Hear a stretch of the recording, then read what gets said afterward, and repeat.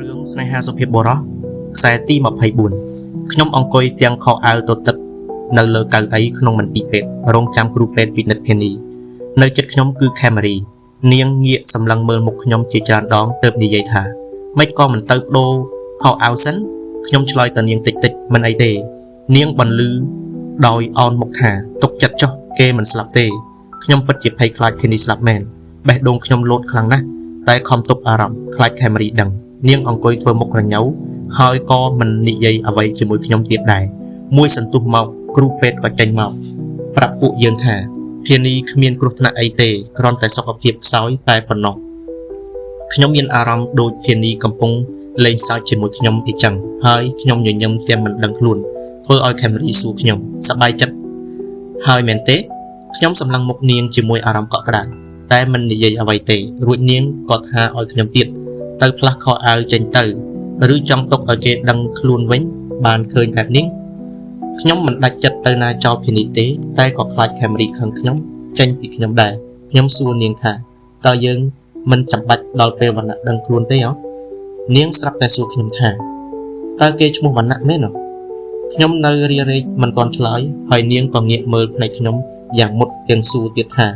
បងដឹងថាគេជាស្រីយូរហើយអត់ទើបតែដឹងទេនាងងាកមុខចេញពីខ្ញុំដោយនិយាយថាមែនហើយអ្នកទាំងពីរទើបតែស្គាល់គ្នាធ្វើម៉េចដឹងថាគេជាស្រីយូរមកហើយតើកើតខ្ញុំស្រាប់តែប្រាប់នាងថាតាមពិតគេឈ្មោះភានីខ្ញុំស្គាល់តាំងពីនៅភ្នំពេញម្លេះ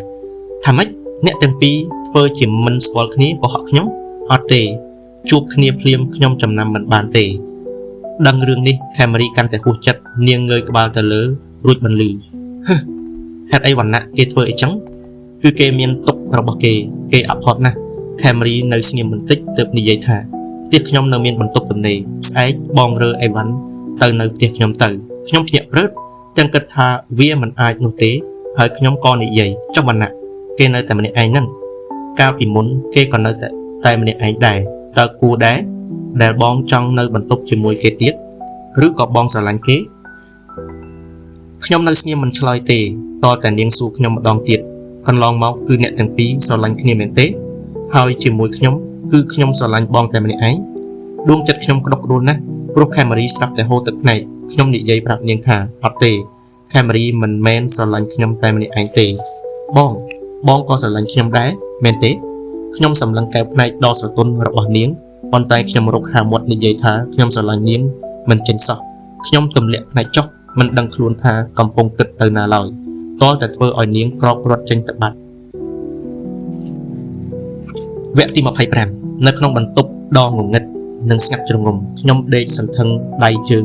គិតថាតើនៅថ្ងៃស្អែកខាន់ស្អែកមួយខ្ញុំគួរធ្វើអ្វីខ្លះជាមួយខេមរីនិងតើគួរធ្វើអ្វីខ្លះជាមួយភានីប្រហែលជាខ្ញុំគិតទាំងមិនបើកភ្លើងហើយទើបខ្ញុំគិតមិនឃើញសោះខ្ញុំស្រមៃឃើញតែអនុស្សាវរីយ៍រវាងខ្ញុំនិងនារីទាំងពីរនាក់ក្នុងពេលតែមួយកាលណាខ្ញុំនឹកពីពាក្យសម្ដីដែលខ្ញុំធ្លាប់និយាយជាមួយម្នាក់ខ្ញុំក៏នឹកឃើញម្នាក់ទៀតធ្លាប់និយាយជាមួយខ្ញុំបើខ្ញុំគ្រាន់តែជាភាពងងឹតតែខ្ញុំមានខួរក្បាលគិតដែរទេណោះខ្ញុំនឹកខេមរីណាស់ហើយខ្ញុំក៏បារម្ភពីភានីណាស់ដែរភានីនៅគេងក្នុងមន្ទីរពេទ្យតែម្នាក់ឯងពេលនាងដឹងខ្លួនតើនឹងមានអារម្មណ៍បែបណាខ្ញុំគួរតែនៅក្បែរនាងរងចាំមើលនាងដឹងខ្លួនដើម្បីឲ្យនាងដឹងថានាងមិនឯកាឡើយទ្រាំមិនបានខ្ញុំក៏រត់ចេញពីបន្ទប់ភ្លៀងនៅតែរលឹមខ្ញុំដើរផងរត់ផងលុះត្រាដល់មន្ទីរពេទ្យខ្ញុំឈរមើលភានីពីមាត់ទ្វារ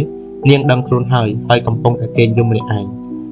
ដំណក់ទឹកភ្នែកនាងតែងតែស្រក់ដល់បេះដូងរបស់ខ្ញុំជានិច្ច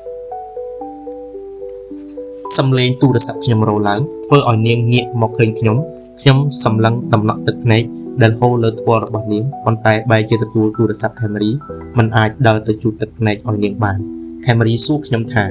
បងកំពុងធ្វើអីខ្ញុំសម្លឹងមើលភានីគិតថាតើខ្ញុំគួរឆ្លើយតាមត្រង់ថាខ្ញុំកំពុងនៅមន្ទីរពេទ្យឬទេនាងក៏សួរខ្ញុំទៀតបងកំពុងនៅឯណាខ្ញុំមិនអាចកុហកបាននោះទេក៏ឆ្លើយតាមត្រង់ខ្ញុំនៅមន្ទីរពេទ្យសំឡេងខេមរីស្ងាត់ឈឹងរួចឮតែសំឡេងផ្សឹកផ្សួលរបស់នាងប៉ុណ្ណោះភានីនៅគេងស្ងៀមមិនមើលមកខ្ញុំទេឯខេមរីក៏ឮតែសំឡេងយំ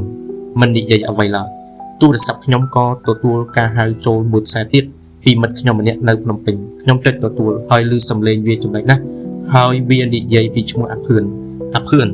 ស្ដាប់សំឡេងរបស់វាមិនស្រួលសោះតែខ្ញុំក៏មិនបង្ខំឲ្យវានិយាយដែរអាភឿនវាដួលម៉ូតូងាប់ហើយនៅត្រឹងបន្តិចទៅខ្ញុំសួរវាគ្រាន់តែដួលម៉ូតូងាប់ដែររួចឮវាឆ្លើយមកវិញវាបុកគ្នាខ្ញុំអស់ពីឆ្ងល់ក៏ចាប់ដើមរាប់សំឡេងដង្ហើមខ្លួនឯងហេតុអ្វីអាភឿនវាទៅចូលខ្ញុំ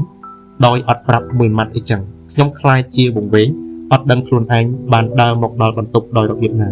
រួចក៏ដេកលក់ទាំងអត់ដឹងថាខ្លួនឯងដេកលក់ទៀត